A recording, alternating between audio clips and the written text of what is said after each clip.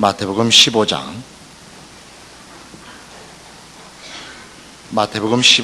12절에서 14절까지 말씀을 봉독해 드립니다.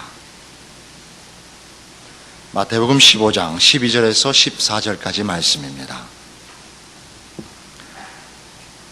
이에 제자들이 나와 가로되 바리새인들이 이 말씀을 듣고 걸림이 된 줄 아시나이까? 예수께서 대답하여 가라사대 심은 것마다 내 천부께서 심으시지 않는 것은 뽑힐 것이니 그냥 두어라. 저희는 소경이 되어 소경을 인도하는 자로다. 만일 소경이 소경을 인도하면 둘이 다 구덩이에 빠지리라 하신대.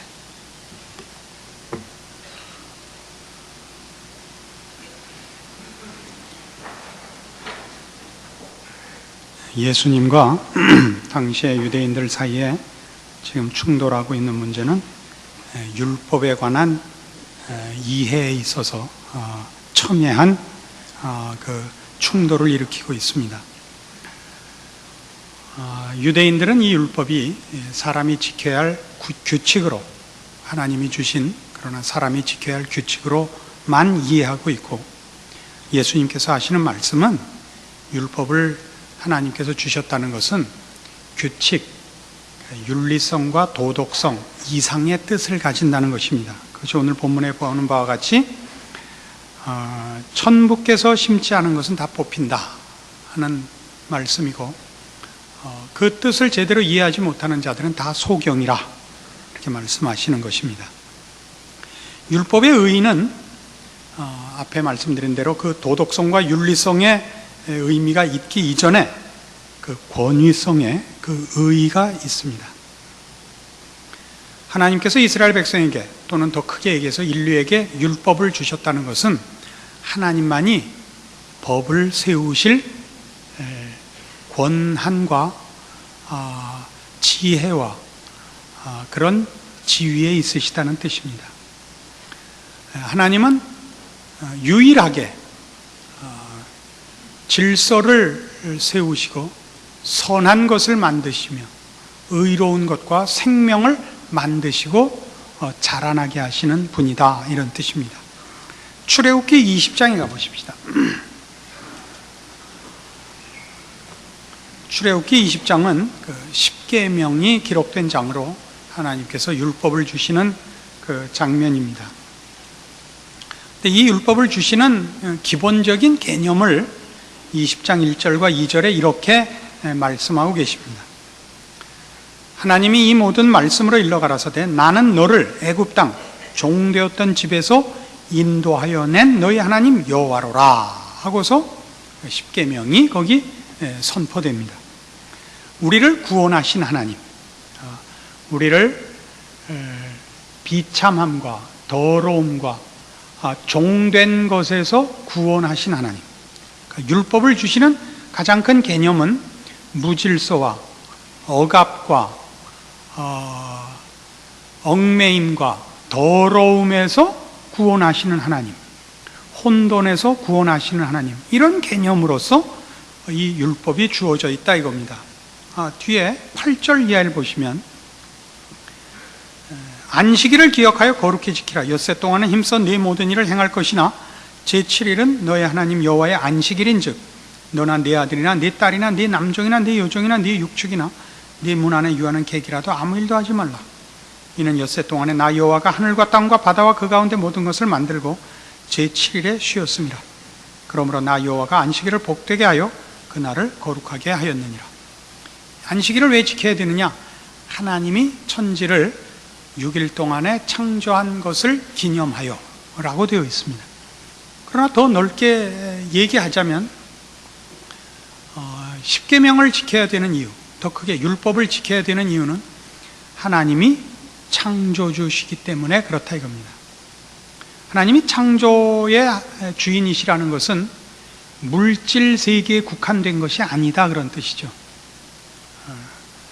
세상을 있게 하고 빛을 만들고 무슨 땅을 만들고 생물을 만들고 만의 하나님이 아니라 정신을 만들고 문화를 만들고 역사를 만들고 영혼을 만들고 영원을 만들고 선과 의와 생명과 진리와 복을 만드신 분이다, 그런 뜻입니다.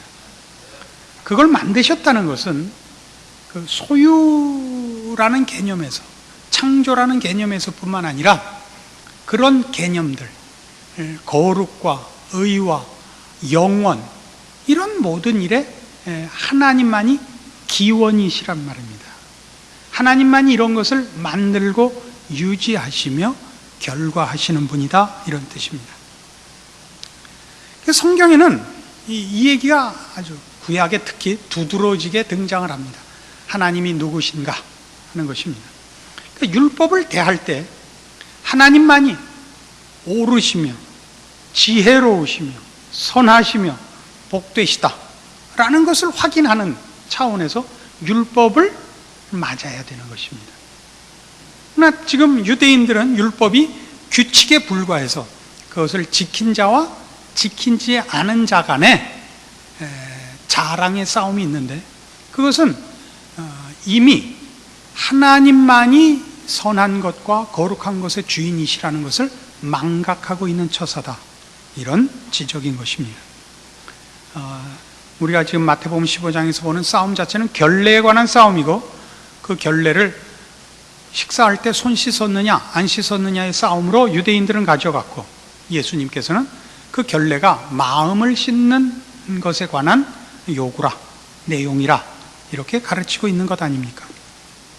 그래서 이 율법의 의의는 하나님이 누구시냐 하는 것이 드러나며, 그 하나님이 누구시냐가 확인되면 자동적으로 인간이 누구냐 하는 위치와 정체성이 드러난다 하는 것이 율법의 가르침이다, 이겁니다. 하나님만이 심으실 수 있으며 하나님 없이는 우리는 모두 소경일 수밖에 없다, 이것입니다. 그것이 어떻게 드러나느냐, 로마서 8장에 가보십시다.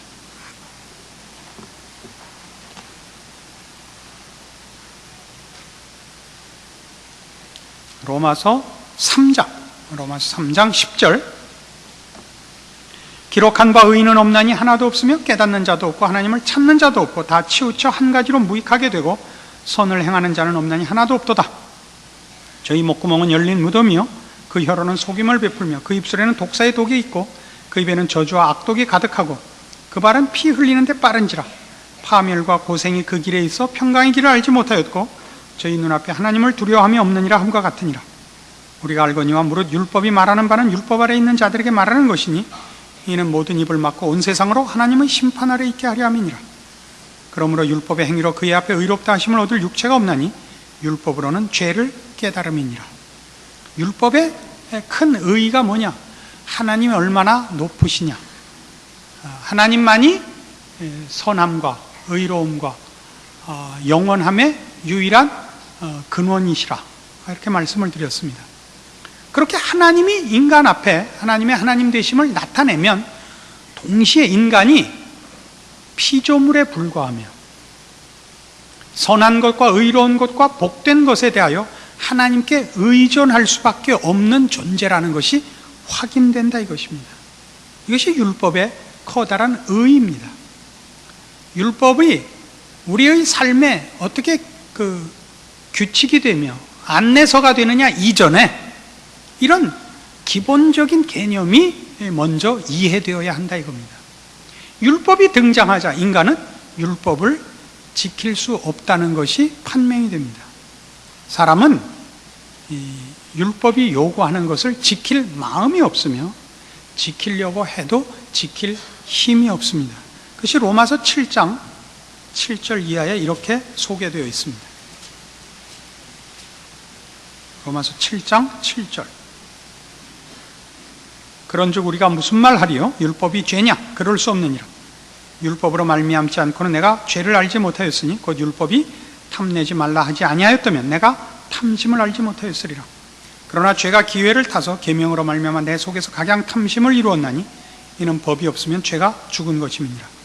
전에 법을 깨닫지 못할 때는 내가 살았더니 계명이 이름에 죄는 살아나고 나는 죽었도다. 생명에 이르게 할 그 계명이 내게 대하여 도리어 사망에 이르게 하는 것이 되었도다. 죄가 기회를 타서 계명으로 말미암아 나를 속이고 그것으로 나를 죽였는지라. 이로보건대 율법도 거룩하며 계명도 거룩하며 의로우며 선하도다. 그런즉 선한 것이 내게 사망이 되었느냐? 그럴 수 없느니라. 오직 죄가 죄로 드러나기 위하여 선한 그것으로 말미암아 나를 죽게 만들었으니 이는 계명으로 말미암아 죄로 심히 죄되게 하려 함이니라. 계명이 등장하자, 그럼 도적질 하지 마라 하는 말씀이 주어지자 우리는 도적질을 안 해야 된다 이렇게 생각이 드는 게 아니라 도적질이 뭔가라는 생각이 든단 말입니다. 그래서 요즘 현대사회가 잘못 가고 있는 것 중에 하나가 어떤 것들은 기사화하면 안 되는 것들이 있습니다. 예를 들면 성교육 같은 것은 공개적으로 시킬 필요가 없는 것입니다. 그걸 시키면 사람들은 더 큰 호기심으로 가고 더 나쁜 데로 가는 법입니다. 세상에 사기꾼들이 어떻게 사기를 쳤는가, 그래서 그가 어떻게 붙잡혔는가를 신문에 내면 그 범죄 방법이 모두에게 알려지지 거참 나쁜 놈이구나 이렇게는 안 간다는 겁니다. 그래서 사람은 이렇게 길을 정해놓으면 그 길을 어겨서 가고 싶은 법입니다. 사람들이 가지는 시원한 것, 해보고 싶은 것, 이런 것들이 다 뭐냐 하면 모두들 그런 얘기를 하죠. 이렇게 조용한 예배 시간에 일어나서 아우성 한번 쳐보고 싶다는 거예요. 그런 생각 해본 적이 있죠. 안 해봤지만 지금 얘기를 듣고 그 신나겠다 이런 생각이 들죠. 이게 고약한 죄의 본성이라고요. 근데 그걸 자꾸 세상에서는 개성이라, 자유라 그런단 말이에요. 개성이라는 말은 맞아요. 개 같은 성격입니다. 그게 자유가 아닙니다.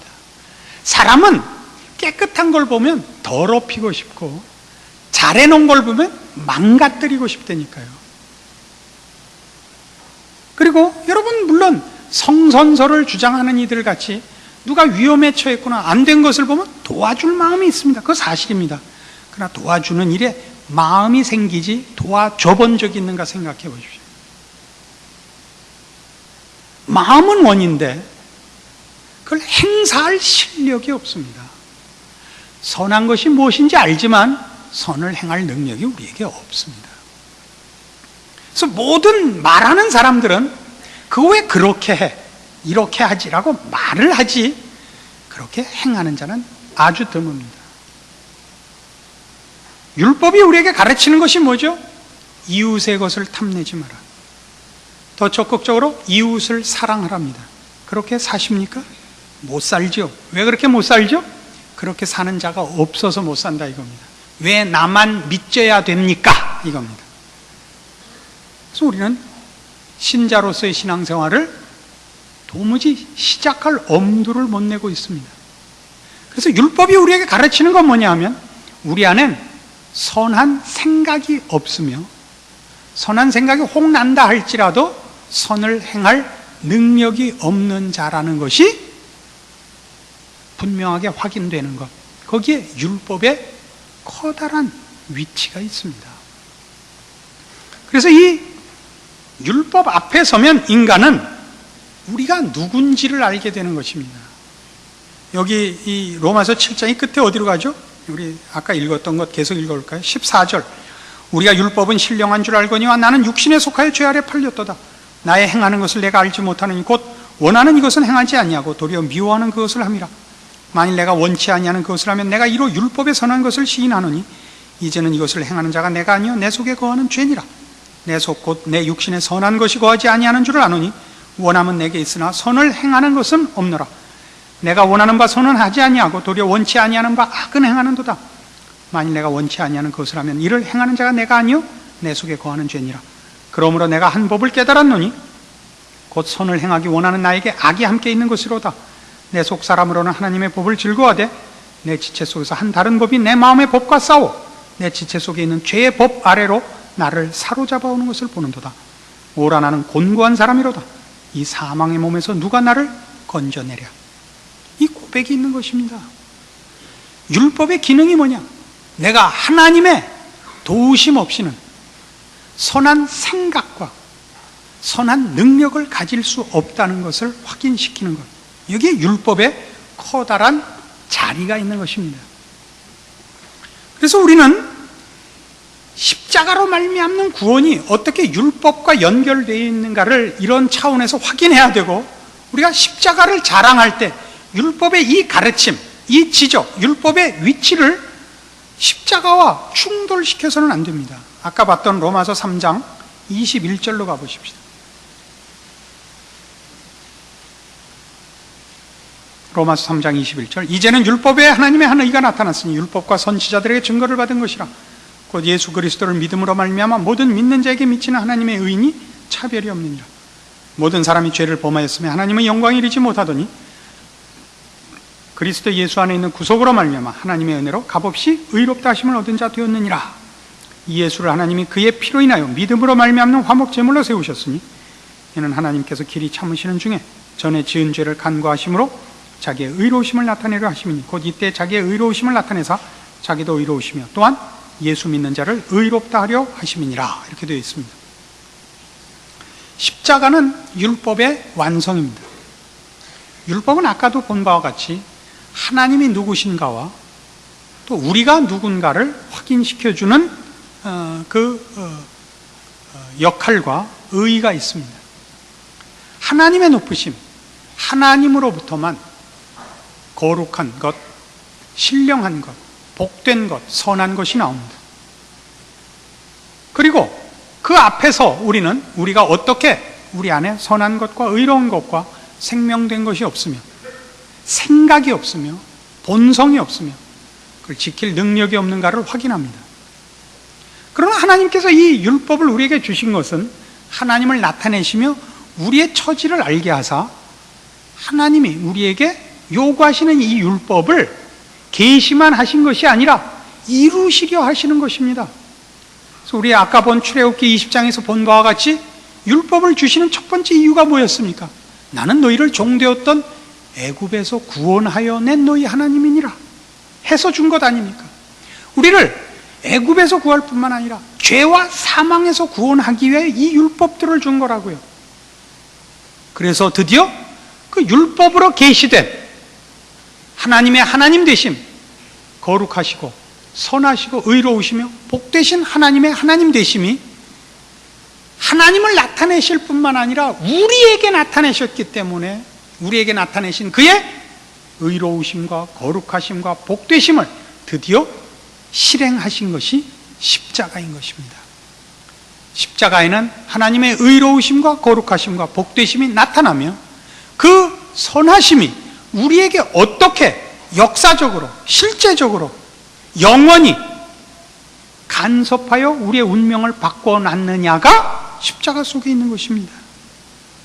그래서 27절,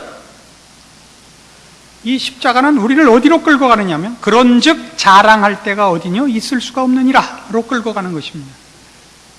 율법으로도 자랑할 수 없었고 십자가로도 자랑할 수 없습니다. 그리고 31절, 그런즉 우리가 믿음으로 말미암아 율법을 폐하느뇨 그럴 수 없느니라 도리어 율법을 굳게 세우느니라로 통일된 하나님의 하나님 되심과 하나님의 의로우시며 선하시며 복되시며 거룩하심이 어떻게 우리 인간에게 간섭되었는가, 결실되었는가가 일관되게 연결되는 것을 봅니다. 그래서 이런 얘기를 해야 됩니다. 율법 앞에 섰을 때나 십자가 앞에 섰을 때나 동일하게 우리는 하나님 앞에서 자랑할 수가 없습니다. 하나님을 대하여 자랑할 수 없을 뿐만 아니라 인간 앞에서 자랑할 수 없다 이겁니다. 이것이 왜 중요한 얘기가 되느냐 하면 신앙생활을 해오고 특별히 교회 생활을 하다 보면 여러분 신앙에 대해서나 또 특별히 교회에 대해서 여러분들이 이런 그 마음속에 소원을 갖게 됩니다. 교회가 좀 더 멋있었으면, 개인의 신앙이 좀 더 멋있었으면 하는 소원을 가지게 됩니다. 근데 그 멋있는 그 이상이 보통 이렇게 자랑스러운 것으로 가고 있다는 데 문제가 있습니다. 교인들이 다 나 같아서 사람들 앞에 손가락질 당하지 않고 멋있고, 교회가, 내가 속한 교회가 멋지게 세상 앞에 또는 다른 교회 앞에 이렇게 나타나기 위해 일사불란하고 한마음 한뜻이고 모두 거룩하고 흠이 없었으면 하는 꿈을 가지게 된단 말입니다. 여기가 바로 신앙상으로 조금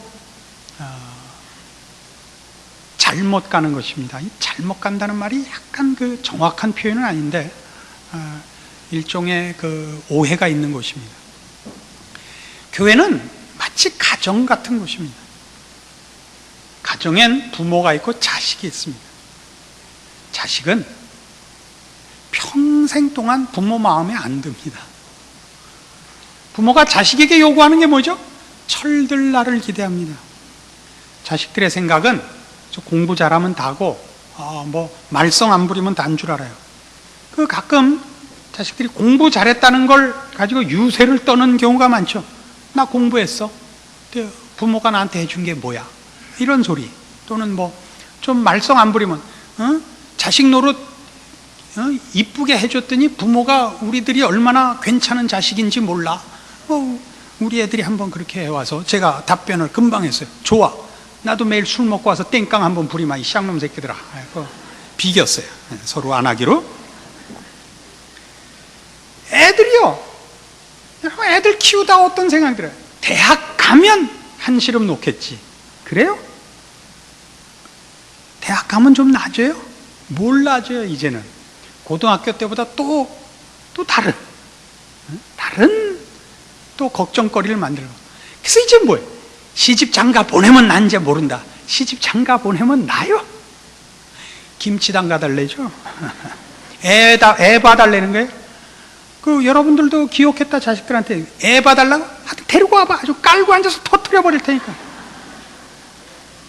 지가 난 새끼를 지가 안 기르고 왜 부모한테 데려온다는 거예요? 이 새끼들은 도대체 시집 장가 가는 게 모르는지를 아는 거예요? 모르는 거예요? 나중에 돈 벌어서 너 말썽 안 부리면 그게 효도야. 뭐 보답을 해? 에? 시집 장가 가서 네 일 네가 책임져. 그러면 그 효도예요. 교회가 서로 신앙의 고급한 경지를 짠 해가지고 다 같은 데 쳐다보고 서로 쳐다보면 서로 마음이 이렇게 합해져 갖고 천국 가야 되는 일이에요. 사는 동안은 교회에서는 결단코 일어날 수 없는 일이에요. 왜냐하면 교회는 줄줄이 사탕이거든요. 계속 애를 낳거든요. 그러니까 자꾸 이런 생각을 갖는 거예요. 어느 수준 이상의 사람만 모이고 그 다음에 문 닫자. 나쁜 생각이에요. 교회는 끊임없이 신생아가 태어나야 되는 거예요. 끊임없이 어린아이가, 전 먹는 아이가 있고 유치원 다니는 아이가 있고 초등학교 다니는 아이가 있고 끊임없이 그러는 거예요. 계속적으로. 그래서 조용할 날이 없는 게 교회예요. 그래서 다 뭘 보는 거예요? 하나님이 나를 용납하신 것 같이 저 왼수에게 하나님이 은혜를 베푸시는 그날까지 기다리는 거예요. 참고 기다리는 거예요. 우리가 애들한테 뭐라 그래요? 너 같은 애 딱 하나 만나서 길러봐라. 기다리는 거예요. 그가 기다리고 기다렸는데도 아니었더라. 하나님이 그에게 은혜를 베푸시지 않았더라. 그건 하나님이 하시는 거예요. 우리가 사전에 저건 아닌 게 비요 하고 칼 뽑을 수 없어요. 하나님은 우리에게 심판권을 맡기지 않으셨어요. 이 로마서 15장 5절 이하의 얘기입니다. 로마서 15장 5절. 이제 인내와 안위의 하나님이 너희로 그리스도 예수를 본받아 서로 뜻이 같게 하여 주사 한 마음과 한 입으로 하나님 곧 우리 주 예수 그리스도의 아버지께 영광을 돌리게 하려 하노라. 이러므로 그리스도께서 우리를 받아 하나님께 영광을 돌리심과 같이 너희도 서로 받으라. 신앙의 가장 중요한 요소가 뭐냐? 이거예요. 기다려주는 것입니다. 따뜻한 눈을 가지고 기다리는 것입니다. 사람은요, 다른 사람 꼴을 못 봐요. 그죠? 자식만은 보죠. 그게 인간에 대한 이해 때문에 보는 것이 아니라 자식이기 때문에 하나님이 주신 부모된 본성으로 참는 것입니다. 자식은 포기하지 않으며 자식이 하는 것은 호의적인 눈으로 바라보게 되어 있습니다. 그걸 인간 전체에 대한 하나님의 눈으로 보는 경지까지 가셔야 됩니다. 그것이 우리 모두가 가져야 하는 십자가의 정신이며 율법을 주신 하나님의 뜻입니다. 모두에 대하여 여러분은 기다리시며 인내하시며 호의적인 눈으로 바라보고 하나님께서 나에게 은혜를 베푸신 그 은혜로 그에게 찾아오실 날을 기다리셔야 됩니다. 로마서 14장은 이렇게 시작합니다. 1절, 믿음이 연약한 자를 너희가 봤되 그의 의심하는 바를 비판하지 말라. 15장은 이렇게 시작합니다. 우리 강한 자가 마땅히 연약한 자의 약점을 담당하고 자기를 기쁘게 하지 아니할 것이라. 못난 사람 옆에 서서 잘난 척하기 없기다 이겁니다. 여러분은 고3이고 여러분이 비웃는 사람은 유치원생일 것입니다. 여러분이 지금 하나님 앞에 인도함을 먼저 받아 앞서 있다고 해서 꼭 더 잘난 것은 아닙니다.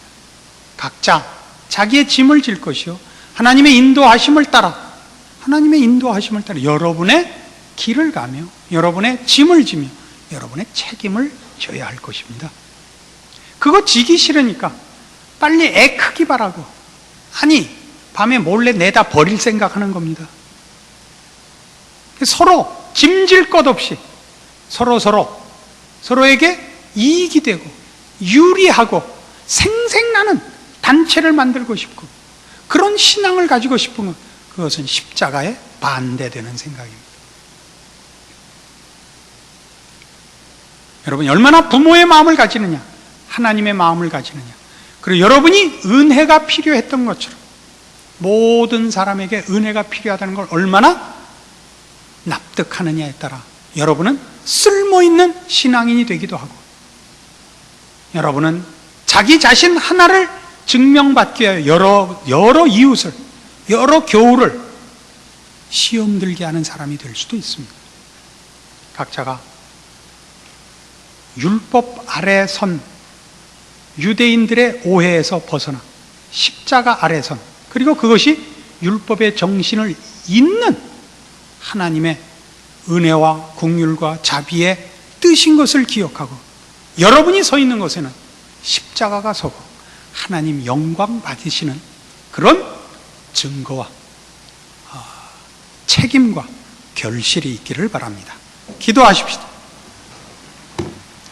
하나님 아버지, 은혜를 감사합니다. 하나님께서 우리에게 그 크신 은혜를 베푸신 것과 우리가 하나님의 은혜 외에는 살 길이 없는 것을 확인하는 말씀을 주셨습니다. 우리는 더 이상 누구에 대해서도 칼을 품지 말기로 하고 십자가를 지기로 약속하고, 그리고 그 일에 말과 생각만이 아니라 우리의 인생과 우리의 삶을 내놓게 하여 우리의 사는 인생과 서 있는 자리에는 우리 하나님 영광 받으시며 십자가를 자랑하는 일이 있도록 우리의 신앙을 지켜주시옵소서. 예수님 이름으로 기도합니다. 아멘.